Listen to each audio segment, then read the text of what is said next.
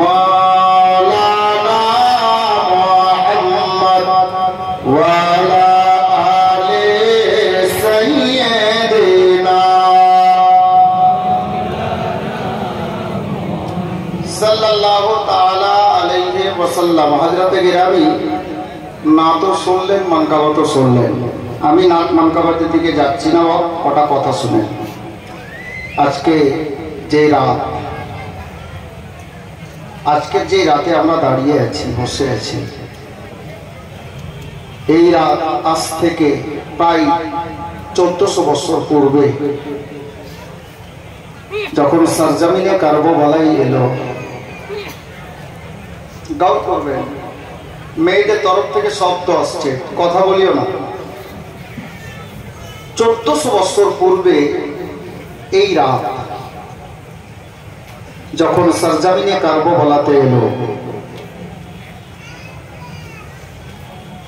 শহীদ আজম তাজদারে কারবালা সরজমিনে কারবালায় নিজের দলের লোকজন যিনারা ইনাদের ডেরাতে যাচ্ছেন, ডেরার দরজায় দরজায় যাচ্ছেন আর ডাক দিয়ে বলছেন, কি বলছেন? ওগো ইমামে কাসিম, আজকে রাতে বিছানায় ঘুমাবে না বেটা। হযরতে যায়নাব, আজ ঘুমানোর রাত নয়। হযরতে শাহরবানু, আজ ঘুমানোর রাত নয়। উম্মের আবাব ঘুমাবে না, আলী আকবর ঘুমাবে না, জাইনাল আবেদিন ঘুমাবে না। আচ্ছা, আমাদের পাড়ার ইমাম যদি মাইকে মুখ দিয়ে আচানক আজকে রাতে বলে যে আজকে কেউ বিছানাতে ঘুমাবেন না, প্রশ্ন জাগবে কিনা? ইমাম সাহেব কেন ঘুমাবো না? কারণ তো আছে, ভূমিকম্প আসবে, হতে পারে প্রশ্ন। না ঘুমানোর কারণটা কি যে ঘুমাবো না? আপনি বলবেন তো যে কেন ঘুমাবো না? সেম কেস সেই দিন কারবালার ময়দানে আমার হুসাইনের বাপ রাদিয়াল্লাহু তাআলা আনহুকে কারবালার সরজমিনে ওনার আহলে আয়াল যিনারা ছিলেন, ওনার দিওয়ানা যিনারা ছিলেন, ওনার সঙ্গে ওনারা জিজ্ঞেস করেছিলেন, হুজুর আজকে কেন ঘুমাবো না, কারণটা কি? আর ঘুমাবো না তো আমরা করবোটা কি? আমার হুসাইন বলছেন, ওগো বেটা কাসিম, বেটা আলী আকবর, জাইনাব, রোকাইয়া, উম্মে কুলসুম যিনারা সঙ্গে ছিলেন, সকলকে ডাক দিয়ে বলছেন আজকে ঘুমাবে না। আজকে জানো, আজকে 10ই মুহররমের রাত। এই তারিখে আল্লাহ তাবারক ওয়া তাআলা নিজের বান্দা বান্দীগণের দুআকে কবুল করে থাকেন। আজকে কেউ ঘুমাবে না, তো হুজুর আমরা করব কি? তো করবে কি জানো? আমার হুসাইন বলছেন, প্রত্যেকটা বাবা ইয়াদ রাখেন, মনে রাখেন, হুসাইনের মতো বাবা তো দুনিয়াতে আমরা কেউ হতে পারবো না। তবে যদি চেষ্টা করি উনার গোলামের গোলামের গোলামের গোলামের কদমের ধুল যদি হয়ে যায়, তো এটা আমাদের ঈমান ও আকীদা যে কাল হাসরের ময়দানে আল্লাহ পাক আমাদেরকে হুসাইনের দলে দান করবে। হযরতে হুসাইনে পাক বলছেন নিজের আহলে আয়ালকে লক্ষ্য করে কারবালার ময়দানে, তোমরা আজকে ঘুমাবে না, তবে করবে কি জানো? কেউ নফল নামাজে সময় অতিবাহিত করো, কেউ আল্লাহর জিকির আজকার করতে থাকো। তবে আমার নবীর হুকুম, আমার নবী নিজের পবিত্র জবানে বলে, যত নফল ইবাদত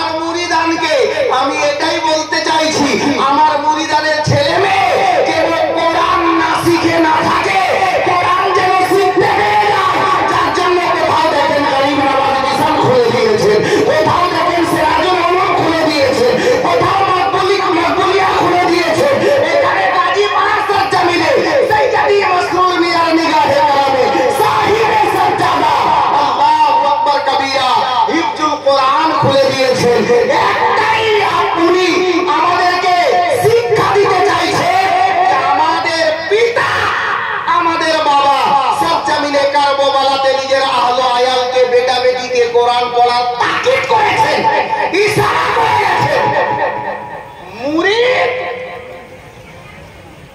মুরিদ পীরের নিকটে, আমি এটাকে ক্যাচ করিয়েন, মুরিদ পীরের নিকটে, প্রত্যেক মুরিদ নিজের পীর ও মুর্শিদের নিকটে ওনার বেটা হলো। আচ্ছা, আজ পর্যন্ত শুনেছেন হুজুর কাকে কি বলে ডাকেন? 60 বছরের লোক যদি যান তো বলবেন বেটা বেটো, বলে না? বলেন কিনা উনি? আর 5 বছরের বাচ্চাও যদি যায় বেটা বেটো, বেটা চলো। আজ আতে গেলে আমি পীরের নিকটে মুরিদ হলো রুহানি আওলাদ। জোরে বলুন, পীর হলে রুহানি।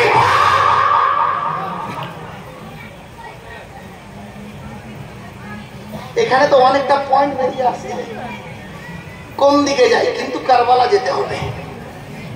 আমরা কারবালা ওয়ালা আছি, 72 ওয়ালা আছি।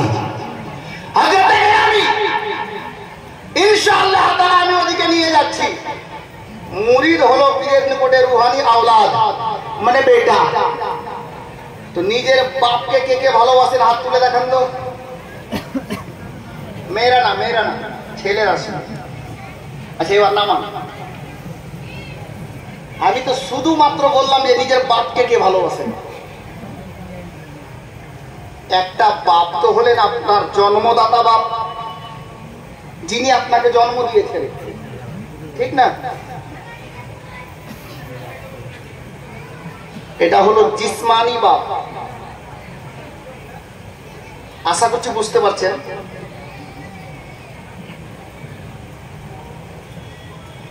এই মাইকটাতে যদি লাইন ওখান থেকে না ছাড়ে, মাইকের কোনো মূল্য আছে? বাজবে?